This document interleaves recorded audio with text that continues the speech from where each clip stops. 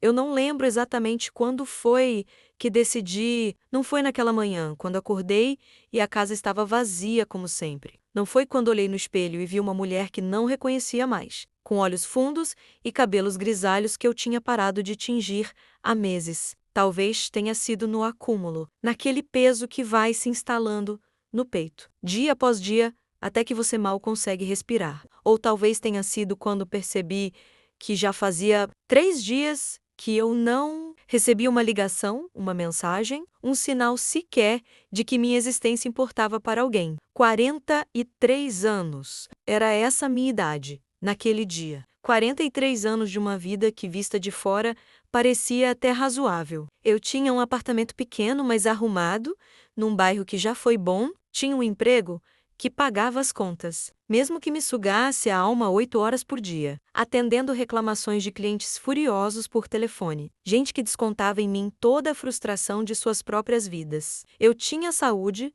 ou pelo menos nada que os médicos conseguissem diagnosticar, embora meu corpo doesse de uma forma que nenhum exame de sangue podia explicar. O que eu não tinha mais era motivo. Meu casamento tinha terminado 4 anos atrás. Não houve traição, não houve brigas épicas, não houve nada grandioso o suficiente para justificar o fim. Simplesmente acabou, como uma vela que derrete até o fim e apaga sem aviso. Rodrigo saiu de casa numa terça-feira chuvosa, levando apenas 2 malas e uma expressão de alívio que ele tentou disfarçar de tristeza. A gente se perdeu, foi tudo o que ele disse. E tinha razão, nós tínhamos nos perdido um do outro. E no processo, eu tinha me perdido de mim mesma. Os filhos que eu nunca tive assombravam os cômodos vazios. Durante anos tentamos, Rodrigo e eu, clínicas, tratamentos, hormônios que me deixavam inchada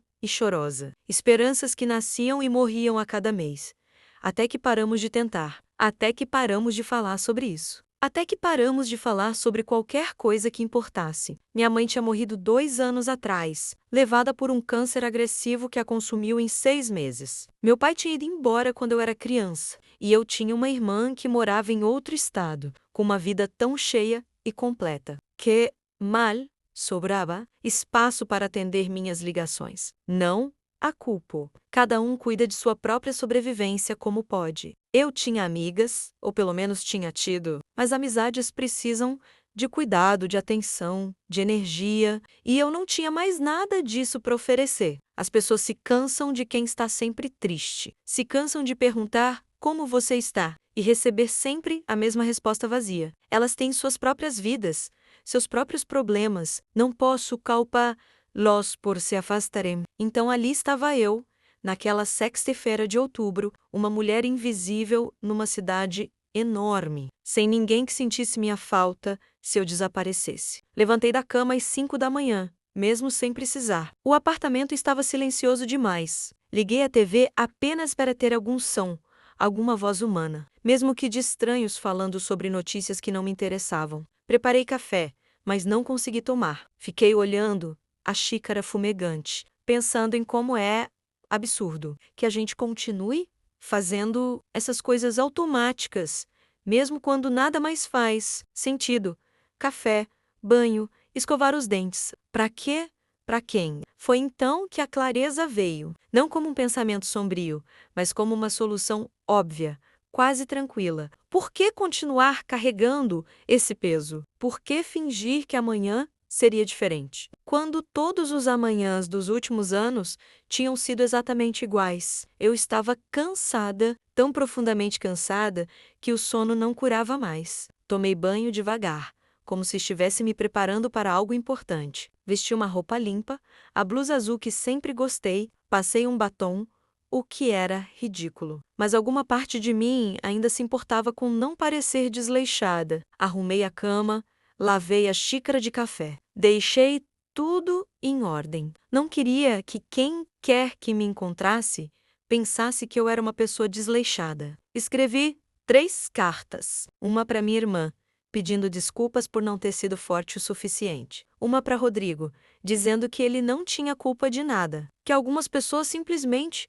não são feitas para serem felizes. E uma para ninguém específico, apenas explicando que eu tinha tentado. que realmente tinha tentado, mas que não aguentava mais fingir. Lacrei os envelopes e os deixei sobre a mesa da cozinha. Peguei minha bolsa, tranquei a porta e desci as escadas. Era uma manhã bonita, com aquele céu azul impossível do fim da primavera. As pessoas iam e vinham pela calçada, apressadas, preocupadas com seus compromissos, suas urgências. Ninguém olhava para ninguém. Eu era apenas mais uma sombra entre as sombras. Sabia exatamente para onde ia. A ponte... Aquela velha ponte de metal sobre o rio, a uns 40 minutos de caminhada. Eu passava por ali às vezes quando precisava ir ao centro. Era alta o suficiente. Seria, rápido o suficiente. Não queria causar sofrimento.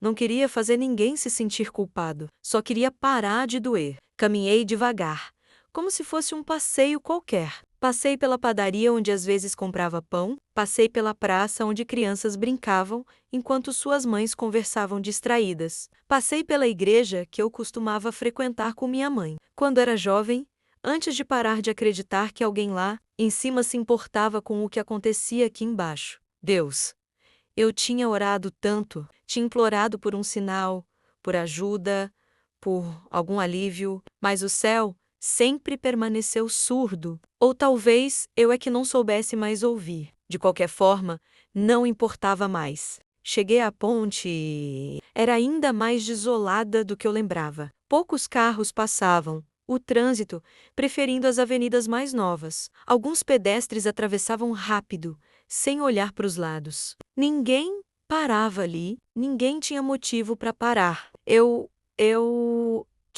caminhei até o meio da ponte, onde a grade de proteção era mais baixa. Olhei para baixo, o rio corria escuro e indiferente, a água marrom refletindo o céu sem emoção. Era longe, era alto o suficiente. Seria suficiente. Coloquei a bolsa no chão, devagar, meu coração batia rápido agora. Pela primeira vez em meses sentindo alguma coisa, mesmo que fosse medo. Ou seria alívio. Não sabia mais diferenciar. Agarrei a grade fria com as duas mãos. O metal estava gelado mesmo sob o sol. Respirei fundo. Só precisava subir, só precisava deixar o peso me levar. Foi quando ouvi a voz: não vai dar tempo. Virei a cabeça tão rápido que o pescoço estalou. Havia um homem ao meu lado. Não tinha ouvido ele chegar. Não tinha visto ele se aproximar. Simplesmente estava ali, parado a poucos passos,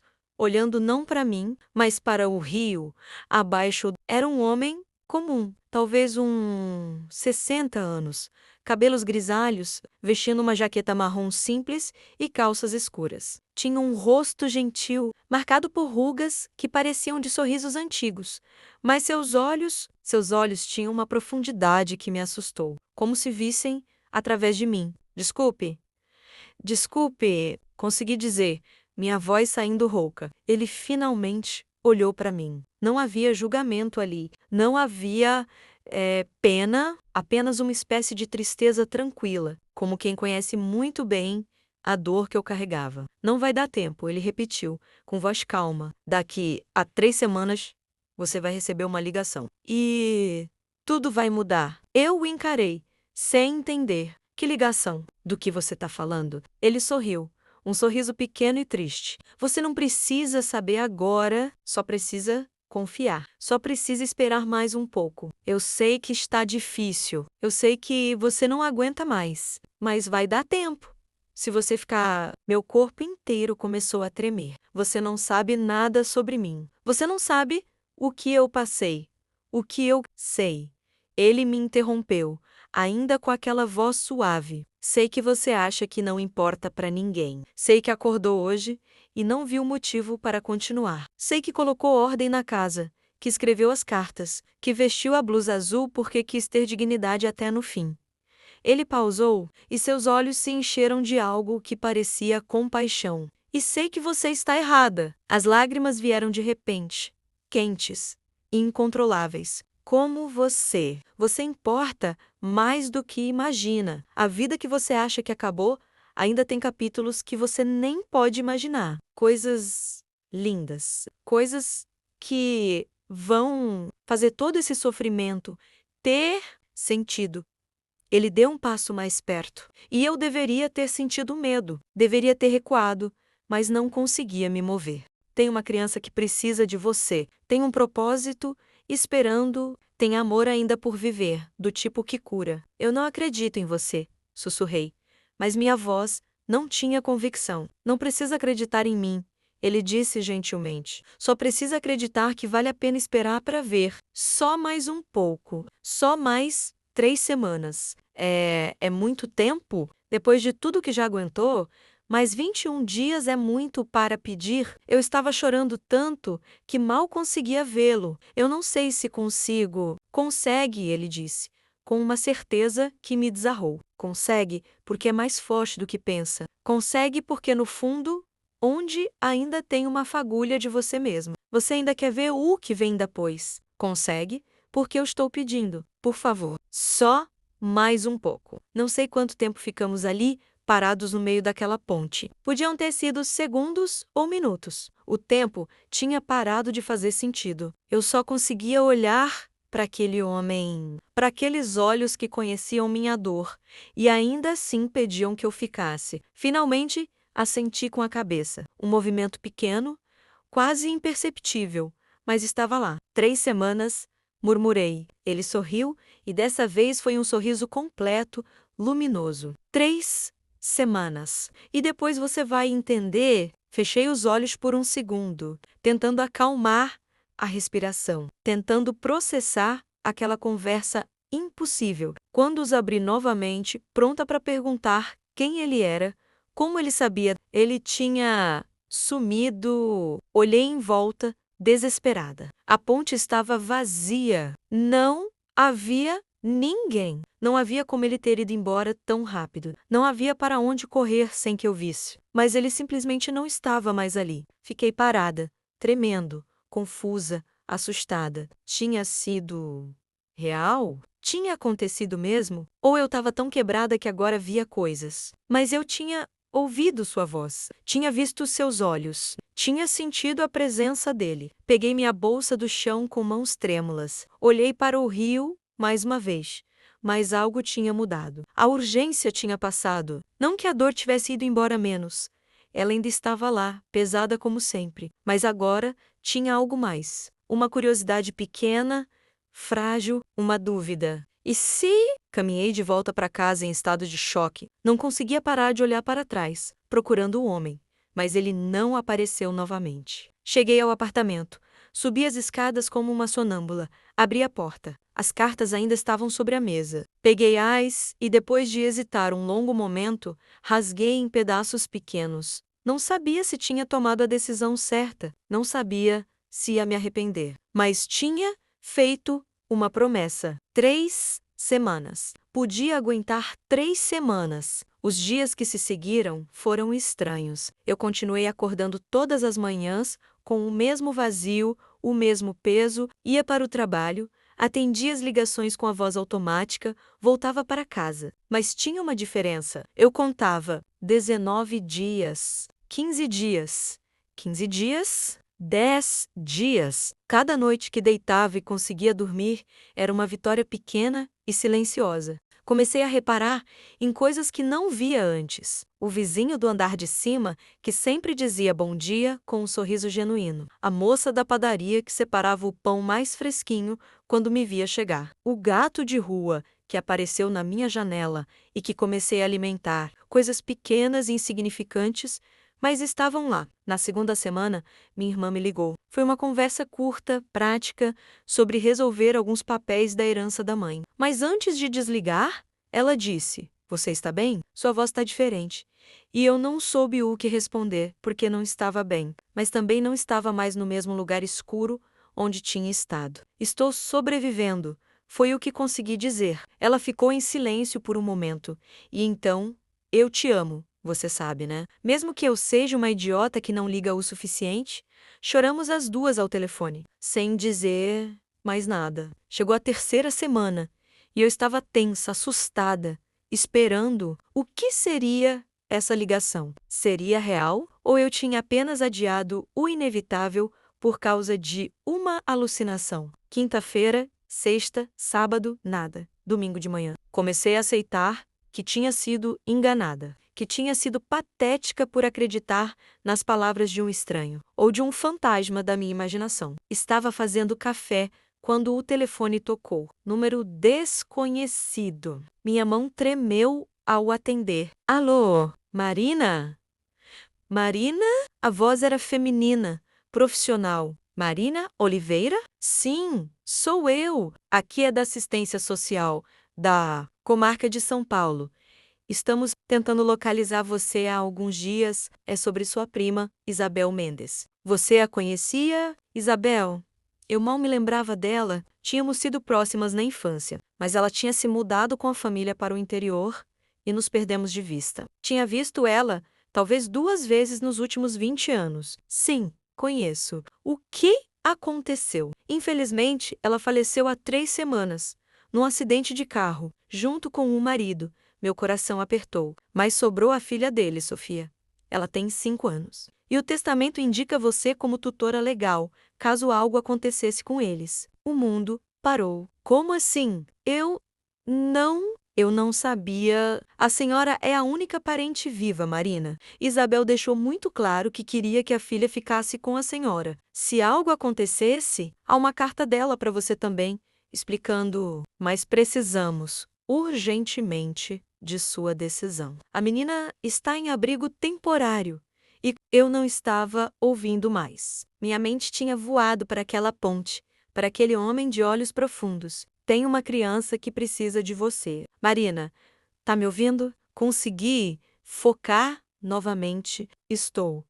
Sim, eu. Quando posso vê-la? 3 dias depois, eu estava num prédio cinza e triste da assistência social, esperando numa sala com brinquedos velhos e pôsteres desbotados nas paredes. Uma funcionária trouxe uma menina pequena pela mão, cabelos castanhos em tranças desiguais, olhos grandes e assustados, vestindo uma roupa que não combinava. Ela me olhou com uma expressão que eu conhecia muito bem, a expressão de quem perdeu tudo e não entende por quê. Sofia, disse a funcionária gentilmente, essa é sua tia Marina. Ela vai cuidar de você agora. A menina não disse nada, só me olhou, avaliando, tentando decidir se podia confiar. Ajoelhei-me na frente dela, ficando na altura dos seus olhos. Oi, Sofia, disse suavemente. Eu sei que está assustada, eu sei que está triste, mas eu prometo que vou cuidar de você. Prometo que não vai ficar sozinha. Ela continuou me encarando.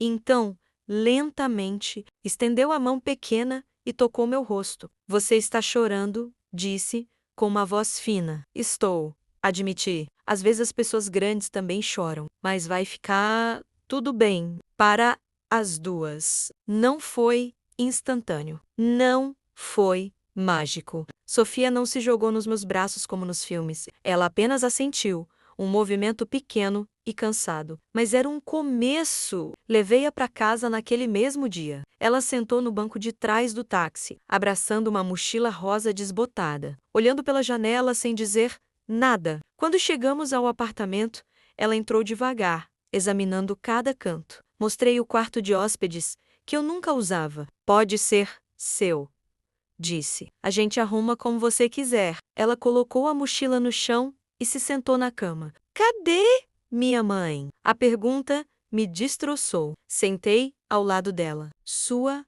mãe. Ela teve que ir embora, Sofia. Ela e seu pai. Mas antes de ir, ela me pediu para cuidar de você, porque ela te amava muito. Ela volta? Não. Não ia mentir para ela, mas ela está sempre com você, no coração. Sofia processou isso em silêncio. E então, finalmente, as lágrimas vieram. Ela chorou como só as crianças sabem chorar, com o corpo todo, com desespero. E eu segurei ela, essa pessoa pequena, que tinha sido jogada na minha vida tão de repente, e chorei junto, pelas duas, por tudo que tínhamos perdido, por tudo que ainda tínhamos que descobrir. As semanas que vieram foram difíceis. Sofia acordava gritando no meio da noite, procurando a mãe. Não queria comer, não queria brincar. Ficava horas olhando para a parede. Eu não sabia o que fazer, não tinha experiência com crianças, não tinha paciência para isso. Ou pensava que não tinha. Mas algo aconteceu. Quanto mais eu cuidava dela, mais eu mesma voltava a viver. Tinha que acordar cedo para fazer café da manhã para duas. Tinha que trabalhar para pagar as contas que agora tinham dobrado. Tinha que ter paciência quando ela fazia birra. Tinha que ser criativa para fazer ela sorrir. Tinha que ser forte porque tinha alguém mais fraco que dependia de mim. Não tinha mais tempo para afundar no meu próprio sofrimento. Estranhamente, o sofrimento começou a diminuir. Não desapareceu menos.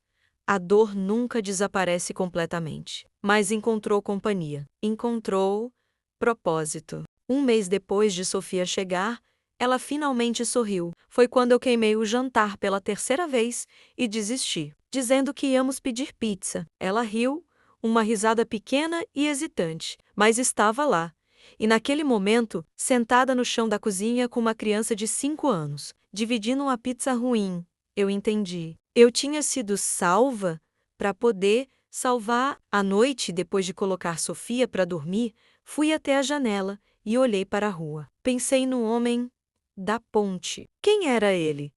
Ele tinha sido real ou tinha sido algo maior, algo que eu não tinha linguagem para nomear? Obrigada, sussurrei para o vazio. Obrigada por me pedir para esperar. A resposta veio, não em palavras, mas em um sentimento. Uma paz que eu não sentia há anos. A certeza de que estava no lugar certo, no momento certo, pela primeira vez em muito tempo. Passaram-se meses. Sofia começou a me chamar de tia Nina, porque meu nome era difícil para ela. Matriculei ela numa escola perto de casa. Fiz amizade com outras mães na saída das aulas. Comecei a sair de casa para coisas além do trabalho. A vida ganhou cor novamente, lentamente, como uma fotografia que vai se revelando. Não foi perfeito. Teve noites difíceis. Teve momentos em que a escuridão voltou a me visitar, quando Sofia dormia e eu ficava sozinha com meus pensamentos. Mas agora eu tinha motivo para lutar contra ela. Tinha uma razão para acordar na manhã seguinte. Um ano depois daquele dia na ponte, voltei lá.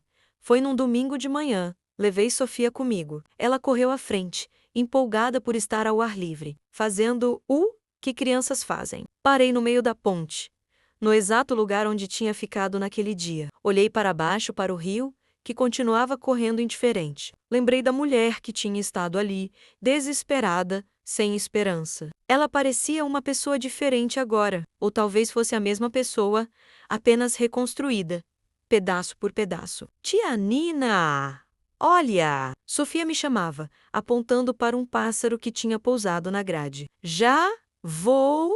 Gritei de volta, sorrindo. Antes de ir, sussurrei mais uma vez. Obrigada por não ter chegado atrasado, por ter chegado na hora certa. O vento soprou, trazendo o cheiro do rio e da cidade, da vida acontecendo. E por um segundo, apenas um segundo, poderia jurar que ouvi aquela voz novamente. Distante como uma memória, próxima como um pensamento. Eu sempre chego na hora certa. É só que às vezes a hora certa não é quando você espera. Corri até Sofia, peguei ela pela mão e começamos a caminhar de volta para casa. Nossa casa, nossa vida, a vida que quase não existiu, mas que agora pulsava forte e real, cheia de promessas e propósito. E enquanto caminhávamos, percebi que finalmente entendia. Não são as grandes respostas que salvam a gente. Não são os milagres evidentes. Às vezes a salvação vem numa voz estranha,